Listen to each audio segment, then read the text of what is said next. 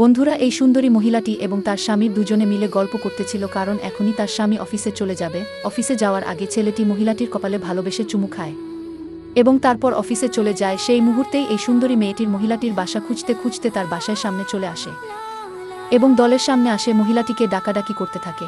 তখন মহিলাটি মেয়েটিকে দেখতে পেয়ে যায়। মেয়েটি বলে, আপনি অনলাইনে মেকআপ অর্ডার করেছিলেন। তখন মহিলাটি চিনতে পারে, মেয়েটিকে রুমের মধ্যে আসতে বলেন।